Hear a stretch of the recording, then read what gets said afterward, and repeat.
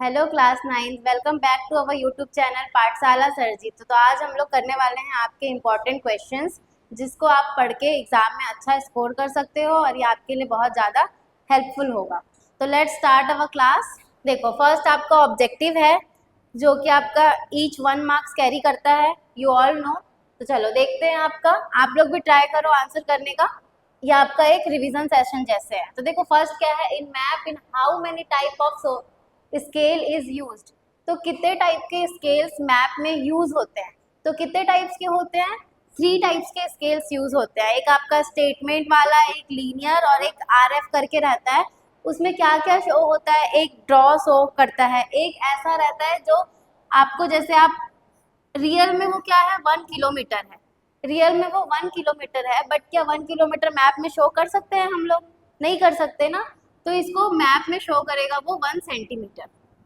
ठीक, तो ये ऐसा होता है। तो उसके अकॉर्डिंग 3 टाइप्स के लाइंस होते हैं। तो ये आपको टिक करना है, ऑप्शन ए 3, ये करेक्ट हो जाएगा। चलो नेक्स्ट देखो, second, tropic of cancer does not pass through which state. जो ट्रॉपिक ऑफ कैंसर की ऐसे लाइन बनी हुई है इमेजिनरी, वो कौन कौन से स्टेट से होके जाती है? तो ये मोस्टली 8 स्टेट से होके जाती है। तो इसमें से कौन से में से नहीं, नॉट पास लिखा है ना इसमें। तो देखो, राजस्थान से तो जाएगी, छत्तीसगढ़ से भी जाएगी, त्रिपुरा से भी जाएगी। तो बचा क्या? उड़ीसा। तो आपका करेक्ट आंसर क्या हो जाएगा? उड़ीसा। ठीक है, देखो कौन कौन से जाता है, स्टार्ट करना है। ऐसे मैप रहता है इंडिया का, नहीं बनाती, खराब ही बन जाएगा। इस टाइप से जाता है वो। तो यहाँ पे क्या रहता है स्टार्टिंग में? गुजरात, फिर क्या रहता है? राजस्थान, फिर मध्य प्रदेश, फिर छत्तीसगढ़, फिर झारखंड, वेस्ट बंगाल, त्रिपुरा एंड मिजोरम। ऐसे करके लाइन से ये टच करते हुए जाता है। ठीक, तो उड़ीसा में नहीं आएगा, इसलिए उड़ीसा आपका करेक्ट आंसर हो जाएगा। अब देखो थर्ड में क्या है, भाखड़ा नागर dam is situated on which river. तो ये कहाँ, पहले तो ये कहाँ है? ये पंजाब में है। पंजाब में सिचुएटेड है और कौन से रिवर पे है? तो आपका सही हो जाएगा option number C, Sutlej. Okay, तो ये याद रखना, सतलज। ऐसे तो करने में इजी रहता है, लेकिन एग्जाम में ये बहुत कंफ्यूजिंग होता है, सारे रिवर्स एक दूसरे से रिलेटेड लगते हैं। चलो नेक्स्ट देखें। देखो क्या है fourth, land portion which where the sea water meet is called. क्या बोलते हैं जहाँ पे सी वाटर मीट कर रहे हैं? मीन्स देखो क्या होगा, जैसे कि मोस्टली समुद्र वाले एरियाज जो बीच वाले होते हैं, क्या होता है, एक साइड लैंड होता है जहाँ घूमने वगैरह जाते हैं, जमीन होती है, और एक साइड से क्या रहता है, पानी। दोनों मिलते हैं एक जगह पे, उस एरिया को क्या बोलते हैं?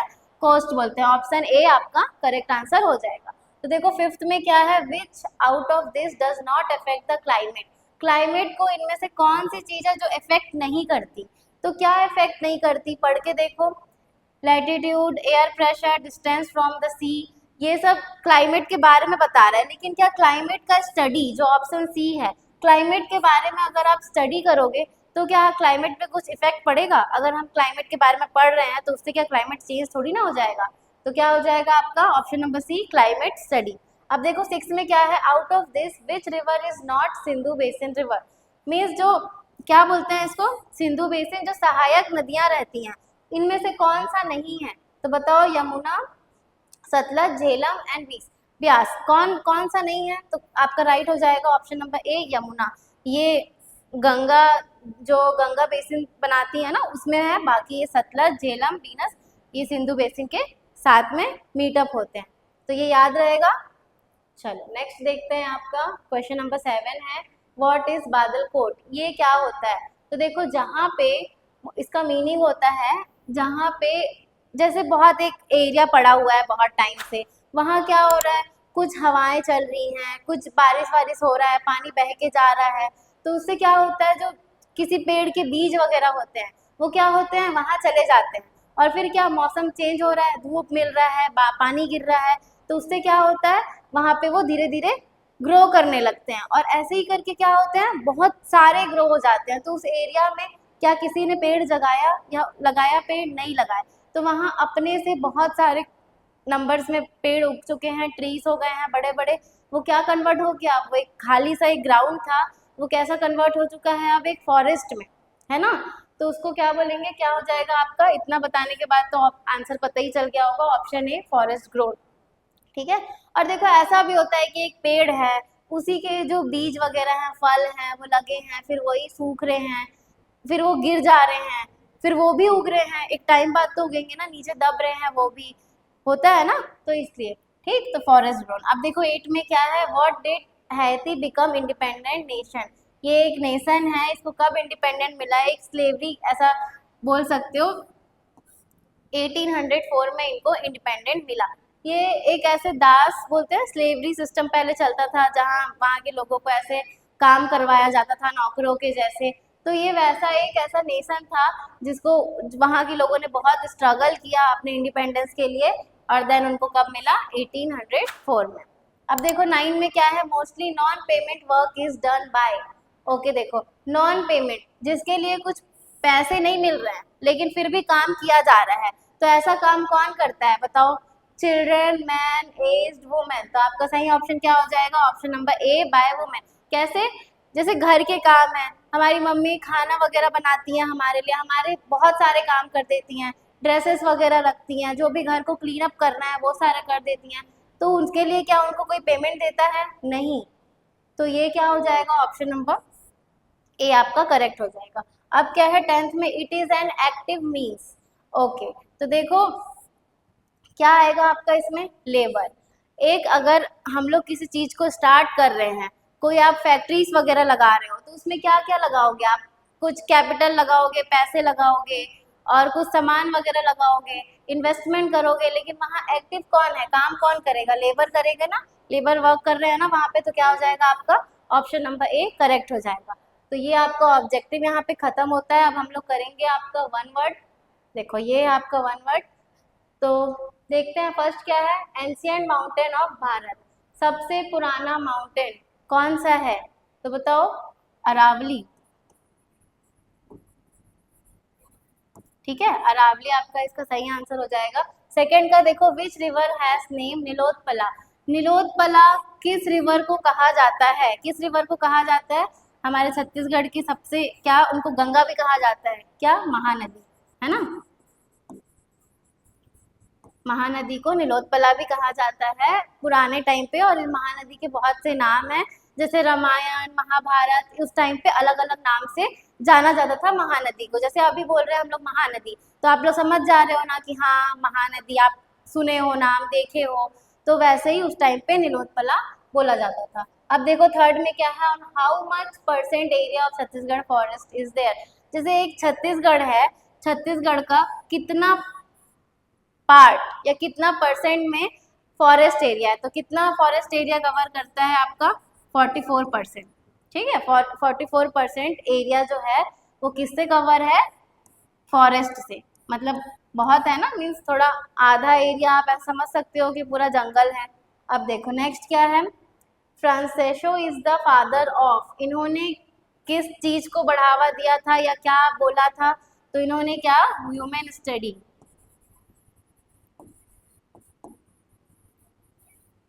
देखो इन्होंने कहा था ह्यूमैनिज्म सबसे आगे है, मतलब इंसानियत के बारे में बताया था, उसके बारे में पूरा रिसर्च वगैरह किया था, और इसके बारे में उन्होंने लोगों को बताया था। फिफ्थ में क्या है, what type of capital is tailor sewing machine.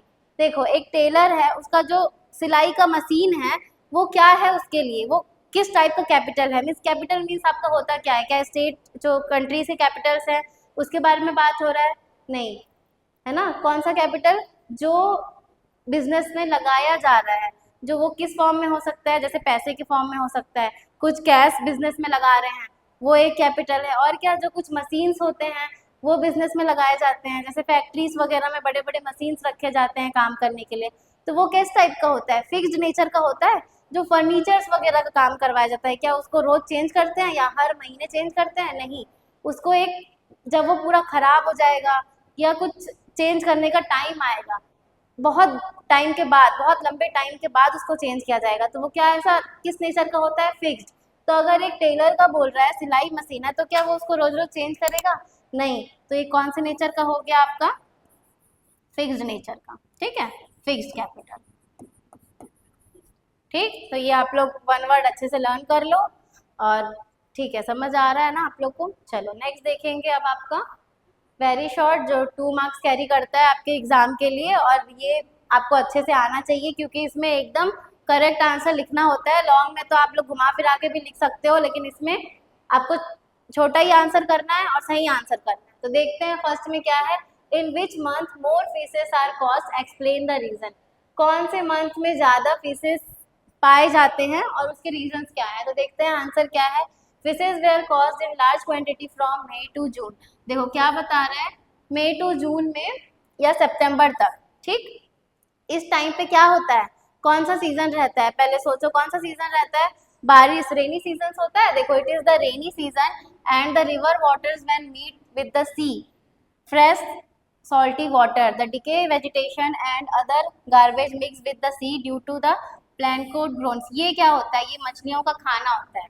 अच्छा देखो, जब ये मई जून टू सितंबर इस टाइम पे क्या होता है, बारिश होती है ज़्यादा, तो बारिश के कारण क्या होता है, पानी का लेवल भी बढ़ता है और सी में पानी कैसा रहता है, सॉल्टी वाटर्स रहते हैं, वो सब मिक्स हो रहे हैं और उससे क्या होता है, जो ये प्लैंकोटन बोल रहा है वो क्या होता है, मछलियों का खाना होता है, वो बनता है, तो उनको एक खाने के लिए भी मिल रहा है, वो अच्छा सरवाइव कर पाएंगी ना, मछलियों को भी तो खाना चाहिए। अच्छा बहुत सारी मछलियां ला के रख दी हैं हम, उनको खाना ही नहीं दे रहे हैं या उनको लिए खाना ही नहीं है, तो क्या वो सरवाइव कर पाएंगी, नहीं। तो वही बोला है कि इस टाइम पे उनको खाना भी अच्छा मिलता है, बारिश भी होती है, which is the food of the fishes. देखो लिखा हुआ है, this is the reason that more fishes are found during this period. ये एक रीजन है कि इस टाइम पे सबसे ज़्यादा फिशेस पाए जाते हैं। अब दोनों बोला था, एक सीजन भी पूछा था, मंथ पूछा था और एक उसका रीजन भी पूछा था, तो दोनों एक्सप्लेन कर दिए। अब देखो टू में क्या है, write the name of important place of Chhattisgarh situated on the bank of Mahanadi. Means जो महानदी के आसपास के एरिया में जो एरिया सिचुएटेड है, मीन्स जैसे महानदी जा रही है, एक कहाँ जाती है महानदी, धमतरी से निकल के उड़ीसा में चली जाती है हीराकुंड डैम में, तो देखो वहाँ बना हुआ है, मीन्स वहाँ निकलती है और उनपे क्या बना हुआ है, हीराकुंड डैम बना हुआ है। तो देखो ये तो ठीक है, लेकिन उसके जो भी महानदी जा रही है, ये महानदी निकल रही है, तो इसके आसपास के जितने भी एरियाज हैं उनके बारे में पूछा है, कौन कौन सा एरियाज है जो डेवलप है और अच्छे से है। तो देखो लिखा हुआ है क्या क्या, राजिम, सिवरी नारायण, सिरपुर, तुरतुरिया और चंद्रपुर। आधा तो आप लोग घूम के भी आ चुके होंगे, तो ये सारे एरियाज याद रखना कि कहाँ पे सिचुएटेड है, महानदी के आसपास के एरिया में।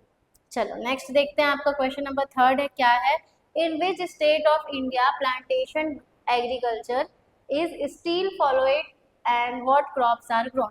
देखो प्लांटेशन एग्रीकल्चर क्या होता है, जो बहुत बड़े एरिया में हो और पूरे एरिया में सेम क्रॉप्स लगाए जाएं और बहुत मतलब रेगुलर बेसिस पे लगाया जाए, उसको क्या बोलते हैं, प्लांटेशन एग्रीकल्चर। तो देखो rubber, tea, coffee are the crops grown in plantation in Karnataka, Kerala and Assam in India. ये एरियाज जो है वहाँ क्या होता है, मोस्टली ज़्यादा मतलब रेनी सीजन्स रहता है वहाँ पे ना, बारिश अच्छी होती है वहाँ, तो उधर क्या क्या हो रहा है, रबर, टी, कॉफी। क्या यहाँ देखे हो, छत्तीसगढ़ में देखे हो क्या कि रबर, कॉफी, टी लगा रहे हैं, नहीं ना, इसके लिए ज़्यादा पानी चाहिए और ज़्यादा पानी है इस एरिया में, तो हो रहा है इस साइड, ठीक। देखो फोर्थ में क्या है, write the name of 3 fields related to agriculture. Agriculture से रिलेटेड 3 फील्ड्स पूछा है, तो क्या क्या है, देखो पहले क्रॉप, क्रॉप में क्या क्या आ जाता है, जो जो खाने की चीज़ें हैं लगाते हैं, जैसे कि राइस हो गया, वीट हो गया, पल्सेस हो गए, ये सब क्या है, खाने की चीज़ें हैं, तो नॉर्मल फार्मिंग में आ गया। अब क्या है, फॉरेस्ट प्रोडक्ट, तो फॉरेस्ट प्रोडक्ट्स में क्या क्या आएगा, हर्ब्स, गम, हनी, सबकी खेती अलग अलग होती है, ये कहाँ से पाए जा रहे हैं, जंगल में। ये सारी चीज़ें कहाँ लगाए जा रहे हैं, खेतों में लगाए जा रहे हैं। ये कहाँ मिल रहा है हमको, कहाँ से ले रहे हैं, जंगल में। हनी वगैरह सुने हो ना, कैसे लेते हैं, मधुमक्खी छत्ता बनाया रहता है, उससे जाके लोग पूरा उनका ड्रेस वगैरह रहता है कि मधुमक्खी काट ना ले, और लेते हैं, मूवीज वगैरह टीवीज में देखे होंगे। अब देखो एनिमल रियरिंग क्या होता है, जो पशुपालन मोस्टली, जैसे गाँव में देखे होंगे गाय वगैरह को रखते हैं घर पे, गाय, बकरियां, ये सबको रखा जाता है, वो किस में आ गया, एनिमल रियरिंग। तो ये 3 ऐसे आपको बताना है, ये किससे रिलेटेड है, आपका एग्रीकल्चर से। चलो नेक्स्ट देखते हैं, 5th क्वेश्चन में क्या है, What are the reason why large farmer take institutional and small farmers take non institutional credit। अब देखो इसमें क्या पूछा है आपका, लार्ज फार्मर्स और एक स्मॉल फार्मर्स, मीन्स जो बड़े बड़े खेती कर, जिनका बहुत ज़्यादा एरिया में खेत रहता है, वो एक अच्छे खासे फार्मर्स रहते हैं, अच्छा खासा प्रोडक्शन करवाते हैं अपने खेत में। और क्या उनके पास क्या रहता है कि ऐसा बोल रहे हैं कि वो इंस्टीट्यूशनल है और जो स्मॉल फार्मर्स है वो नहीं है। तो देखो जो छोटे फार्मर्स होते हैं ना, जो छोटे किसान होते हैं, उनके पास ऐसा कुछ रहता नहीं है कि वो पेपर वर्क कंप्लीट कर पाए लोन लेने के लिए। और बड़े फार्मर्स को क्या होता है, इजीली लोन मिल जाता है। क्यों? अगर वो पता है इतना सारा क्रॉप्स लगाए हैं तो कैसे भी करके हमारा लोन तो ये पे कर ही देंगे। और किसी भी तरीके से अगर वो ज़मीन वगैरह के पेपर्स भी रखवाते हैं, अगर नहीं कर पाए तो हम इनके ज़मीन रख सकते हैं। लेकिन क्या छोटा फार्मर ऐसा कर सकता है? जो स्मॉल फार्मर्स है वो ऐसे कर सकते हैं? ना उनके पास ऐसे ज़मीन वगैरह रखने को होती है, ना पेपर्स वर्क वो कर सकते हैं, और ना ही मतलब पता चलता है कि इतना लोन वो पे नहीं कर पाएंगे एक टाइम पे। तो वो मोस्टली क्या करते हैं, दूसरों से, अपने रिश्तेदारों से, या कोई ऐसे बहुत अमीर लोग रहते हैं जो गाँव में, उनसे क्या करते हैं, लोन लेते हैं। और क्या करते हैं, वो जो लोन देने वाले होते हैं वो उनसे डबल इंटरेस्ट चार्ज करते हैं, बैंक से ज़्यादा। तो उनको महंगा पड़ता है, लेकिन वो बैंक से लोन लेने के लिए एबल नहीं है। देखो आंसर में क्या लिखा है, रीड करते हैं। Large farmers are easily get institutional credit because to conditions. देखो एक सिक्योरिटी और एक पेपर फॉर्मेलिटी। तो देखो सिक्योरिटी क्या है, उनकी ज़मीन है ना, उनकी प्रॉपर्टीज ही तो उनकी सिक्योरिटी है, वही तो रखा जाता है, बैंक्स वगैरह लोन देते हैं। तो मतलब अगर वो पे नहीं कर पाया तो बैंक उनकी प्रॉपर्टीज रख लेगी, तो ये क्या है, एज ए सिक्योरिटी। और पेपर फॉर्मेलिटीज तो जानते ही हो, फिर बहुत सारा लोन लेते हैं तो कितने सारे फॉर्मेलिटीज होते हैं कि कितना टर्म्स है, क्या इंटरेस्ट रेट है, क्या पे करना है। देखो the big farmers can easily fulfil this condition terms and get institutional credit. अब देखो क्या है, the small farmers could not think about due to this terms, they depend on non institutional credit like friends, relative, और क्या है, landlord, जमींदार।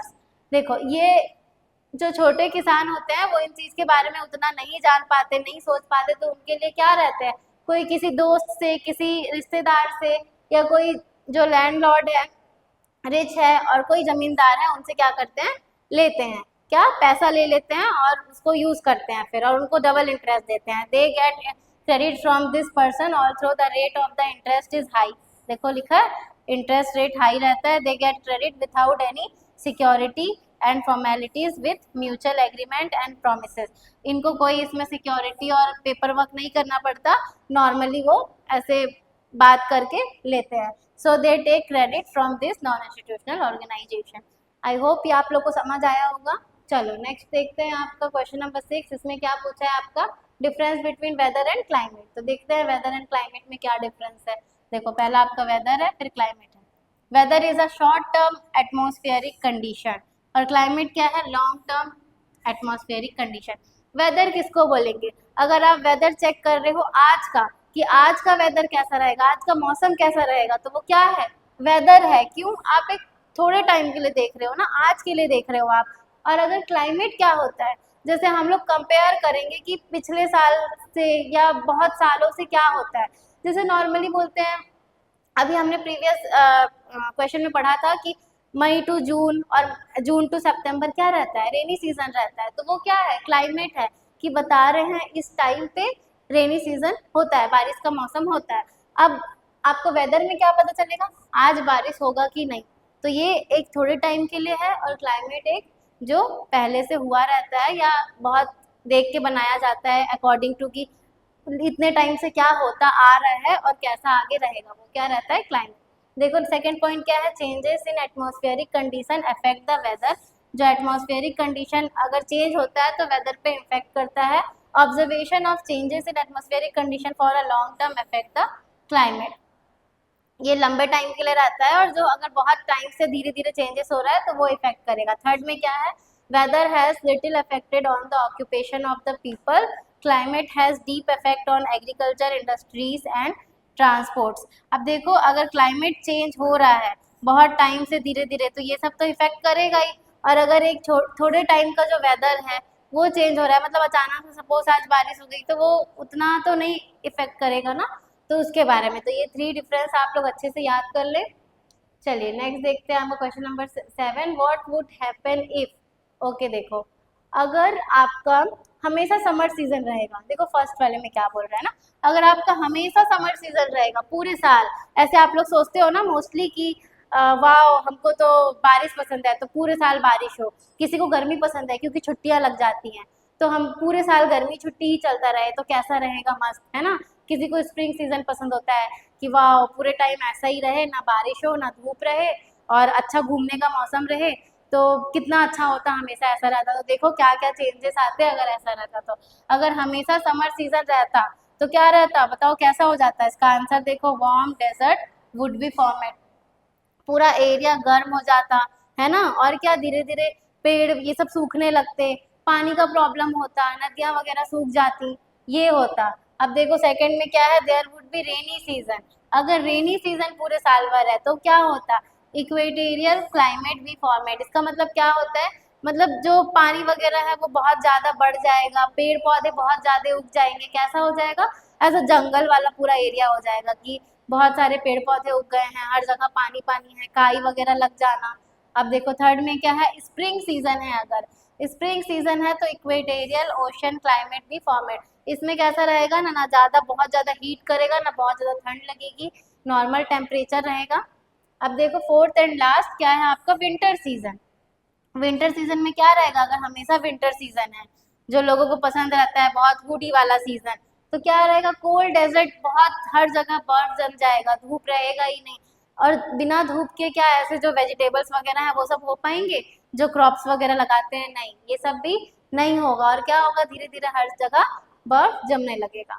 तो पता चला, अगर ऐसे अगर आप विश करोगे कि हमेशा यही सीजन रहे तो क्या होगा, क्या इम्पैक्ट पड़ेगा। चलो एट्थ में देखो, which features are there in contour lines. अब ये कॉन्टर लाइन्स होते हैं, आपके मैप के बारे में पूछ रहा है कि मैप में बहुत टाइप्स के लाइन्स होते हैं, तो उसको कौन कौन से टाइप्स के होते हैं ये।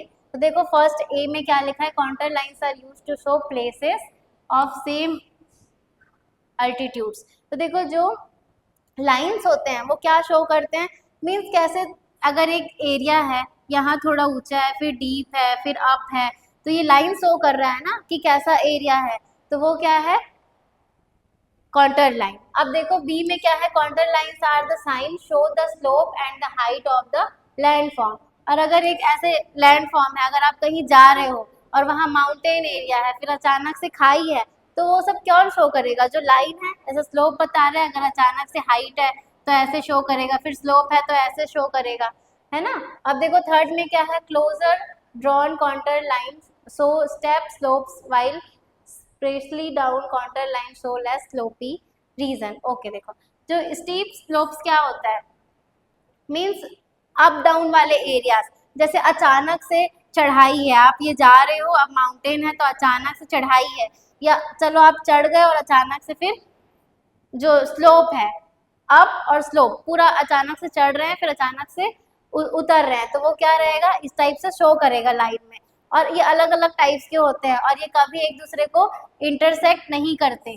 जैसे देखो अगर एक टाइम पे एक हाइट शो हो रहा है तो वो उसी हाइट का हो सकता है, उसको ऐसे नहीं बता सकते कि ये अगर सपोज ये एक हाइट है, अब इसी के बीच में और एक हाइट या एकदम इंटरसेक्ट करवा दे रहे हैं, तो सेम लेवल का नहीं हो सकता, है ना, कि इसी के ऊपर ऐसे रोड ले जा रहे हैं तो सेम हाइट पे नहीं हो सकता, अलग अलग होगा, तो ये कभी एक दूसरे को इंटरसेक्ट नहीं करते।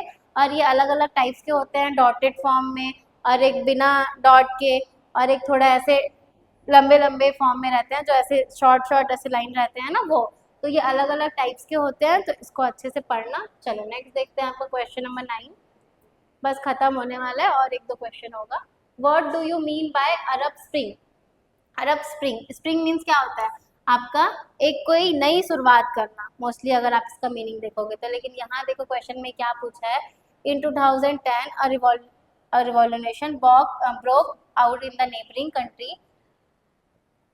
against the Tunisia against the association of businessmen. This revolution spread the Libya and along with to Egypt, Yemen and Bahrain and Syria. Okay देखो एक टाइम पे क्या हुआ था, जब वहाँ की गवर्नमेंट ठीक से वर्क नहीं कर रही थी, ठीक है, देखो वहाँ की गवर्नमेंट अच्छे से वर्क नहीं कर रही है, लोगों के लिए काम नहीं कर रही है और लोगों को परेशान कर रही है, मोस्टली लोग उनसे परेशान हो चुके हैं। अब वो क्या चाहते हैं, गवर्नमेंट चेंज करना। तो देखो क्या हुआ, लोग क्या करने लगे, प्रोटेस्ट करने लगे कि नहीं ये नहीं चलेगा, हमको इन लोग अच्छे से ट्रीट नहीं कर रहे हैं। अगर आप ऐसे एग्जाम्पल लो कि कोई अपना बिजनेसमैन है, अपना बिजनेस कर रहा है रोज गवर्नमेंट आके उसको तंग कर रही है कि ये बंद करो या यहाँ से हटाओ, तो ये क्या उसके फेवर में है? नहीं है। तो उसने क्या किया, प्रोटेस्ट करने लगा। बाकी लोग भी इससे जागरूक हुए कि हाँ हमारे यहाँ की गवर्नमेंट सही नहीं है। और ये क्या हुआ था, मोस्टली सोशल मीडिया में इंटरनेट के थ्रू बहुत ज़्यादा फैल गया था। तो ये सारी ऐसे कंट्रीज साथ में आ गई थी, 3-4 4 to 5 कंट्रीज ऐसे आ गई थी। और फिर क्या हुआ था, लास्ट में वहाँ की गवर्नमेंट को हटना पड़ा था और दूसरा इलेक्शन हुआ था और फिर नए लीडर्स आए थे। ठीक है, तो ये अरब स्प्रिंग के बारे में ऐसे पूरा बताओगे, आप एग्जाम्पल भी दे सकते हो, ये कंट्रीज के नाम याद रख लेना, ये इम्पोर्टेंट है। और देखो और क्या, this revolution was propagated through mobile and internet, ये मोबाइल और इंटरनेट से थ्रू बहुत ज़्यादा स्प्रेड हुआ था, which the government has no control. This revolution waves become popular as Arab Spring. अब देखो फ़ोन या इंटरनेट के थ्रू बहुत ज़्यादा फैल रहा है ये प्रोटेस्ट, और लोग बहुत बोल रहे हैं कि ये सब नहीं होना चाहिए, ये गलत है। तो क्या फ़ोन मोबाइल्स में गवर्नमेंट कंट्रोल कर सकती है? अगर लोग एक जगह इकट्ठे होकर जाके प्रोटेस्ट करते हैं तो पुलिस फोर्स वगैरह लगा के उनको हटाया जाता है या उनको कुछ बोल के शांत कराया जाता है। तो इसमें क्या था, गवर्नमेंट का कोई कंट्रोल नहीं रहा था। और ये इस मूवमेंट को क्या बोला जाता है कि अरब स्प्रिंग के नाम से जाना जाता है। आई होप आप लोग को समझ आया होगा। चलो नेक्स्ट देखते हैं, आपका 10 है, explain the economic activity with some example. Economic activity क्या होता है, इकोनॉमिक एंड नॉन इकोनॉमिक। अभी हमने जो ऑब्जेक्टिव में किया था कि जो बिना पैसे के, जैसे हमारे घर पे मम्मियाँ हम लोग का काम कर देती हैं तो उनको कोई ऐसे चार्ज नहीं करता कि इतने पैसे हैं आपके ये सब करने के, ऐसा तो नहीं है। तो वो क्या है, नॉन इकोनॉमिक। यहाँ अगर आप अपने फ्रेंड का हेल्प कर रहे हो कि ठीक है लाओ तुम्हारी नोट्स कंप्लीट नहीं है, मैं थोड़ा सा कर देता हूँ या कर देती हूँ, तो उसमें क्या है, आप उससे क्या पैसे लोगे, वो अलग है जो आप मस्ती में करते हो, लेकिन नॉर्मली आप एज अ फ्रेंड कर रहे हो, तो वो क्या हुआ, नॉन इकोनॉमिक। बट अगर वही चीज़ आपको पैसे मिल रहे हैं, अगर आप कहीं जॉब कर रहे हो, जैसे डॉक्टर है फीस चार्ज करते हैं, अपना जो भी चेकअप करवाते हैं हम लोगों को फीस देते हैं, तो वो क्या है, इकोनॉमिक एक्टिविटी। जिस चीज़ में आपको पैसे मिल रहे हैं वो क्या होता है, इकोनॉमिक। जिस चीज़ में आपको पैसे नहीं मिल रहे हैं या आप ऐसे ही कर रहे हो, वो क्या है, नॉन इकोनॉमिक। तो देखो क्या लिखा है, production of goods and services for which money is exchange in term of S economic activities. देखो गुड्स एंड सर्विसेज में अगर एक कुछ प्रोडक्ट बना रहे हैं या किसी को सर्विस प्रोवाइड कर रहे हैं, जैसे आप रेस्टोरेंट वगैरह में जाते हो, वहाँ वेटर्स होते हैं आपको सर्व करते हैं, वो क्या कर रहे हैं, सर्विस प्रोवाइड कर रहे हैं। उनको उनके बदले में क्या मिलता है, पैसे मिलते हैं, सैलरी मिलते हैं, उनको चार्ज करते हैं, तो वो क्या हो गया, सर्विस। गुड्स क्या हो गया, जैसे सामान है, कोई फैक्ट्री बना रहा है प्रोडक्ट और उसको क्या कर रहा है, फिर सेल कर रहा है, तो उसके बदले में क्या ले रहा है, पैसे। आप कुछ भी चॉकलेट, आइसक्रीम, कुरकुरे पैकेट्स लेने जाते हो तो वो सब बना बनाया आया है, लेकिन उसके बदले क्या दे के ला रहे हो, पैसे दे रहे हो उनको। तो ये हो गया, ठीक। अब देखो क्या है, for example sale of iron plates produced in Bhilai steel plant and in service sector. Our teacher teaching social science to us are economic activity. अब देखो एग्जाम्पल दिया हुआ है यहाँ से आपका कि अगर आप कोई सेल कर रहे हो आयरन प्लेट्स भिलाई स्टील में प्लांट में जो बन रहा है, तो वो कैसा है, इकोनॉमिक एक्टिविटी। ओके, और क्या, अगर कोई आपको टीचर है, आपको टीच कर रहा है, उसके बदले में उनको सैलरी मिल रहा है, तो वो क्या है, इकोनॉमिक एक्टिविटी है। अब क्लियर हो गया होगा एग्जाम्पल से। तो चलो नेक्स्ट देखते हैं, आपका 11, बस ये लास्ट है ना। What are the possible ways in which low income families can increase their earnings? देखो जिन फैमिली में ऑलरेडी उनका अर्निंग या इनकम कम है, मतलब वो कम कमाती हैं, कम अर्न करती हैं, उनके घर में कम पैसा आता है, तो उनको कैसे हेल्प किया जा सकता है। तो क्या है, देखो आंसर में, by providing the facility of the basic requirement. उनको जो नॉर्मल फैसिलिटी है, बेसिक रिक्वायरमेंट, जैसे बोलते हैं ना रोटी कपड़ा मकान नॉर्मल है, तो वो बेसिक रिक्वायरमेंट अगर उनको प्रोवाइड कर दिया जाए तो उनकी कंडीशन थोड़ी बेटर हो सकती है। अब देखो यहाँ क्या है, जैसे drinking water, residence, cleanliness, community health facility. अगर जैसे गवर्नमेंट फ्री में हेल्थ चेकअप करती हैं, बहुत कम पैसे में करती है, तो उनका थोड़ा पैसा बच रहा है। ड्रिंकिंग वाटर, जो पीने का पानी खरीदना पड़ रहा है अगर घर में नहीं है तो वो उनको फ्रीली प्रोवाइड करवा दिया जाए। और क्या, रहने के लिए जगह, ये सारी चीज़ें अगर उनको प्रोवाइड कर दिया जाए तो उनका थोड़ा सा खर्च कम होगा और वो थोड़ा बेटर कंडीशन में आएंगी। अब क्या है, and the facility of the education, और स्कूल, गवर्नमेंट स्कूल्स खुले हैं जहाँ क्या होता है, मिड डे मील भी प्रोवाइड होता है, और वहाँ बच्चों का फीस भी नहीं लगता, वहाँ सब प्रोवाइड होता है उनको, बुक्स वगैरह, यूनिफॉर्म्स वगैरह, वहाँ वो पढ़ सकते हैं। We can help them increase their income because a very large part of their income is used for procuring this facility. They were forced to lead the very poor life. अब देखो, अगर ये सारी चीज़ें उनको प्रोवाइड हो गई तो उनके लिए थोड़ा सा इजी हो जाएगा, उनका पैसा बचेगा और वो किसी और चीज़ में इन्वेस्ट कर सकते हैं। वरना उनका क्या हो रहा है, बहुत सारा इनकम किस में चला जा रहा है, यही सब खर्च करने में उनके सारे पैसे चले जा रहे हैं। ठीक, चलो समझ आया आप लोग को अच्छे से? जैसे चलो लास्ट था ये आपका। Thank you all of you for watching. अब नेक्स्ट वीडियो में हम लोग कवर करेंगे आपके short answers and long answers. तब तक के लिए आप अच्छे से पढ़ाई करो। All the best for your exam, do your best. Thanks all of you.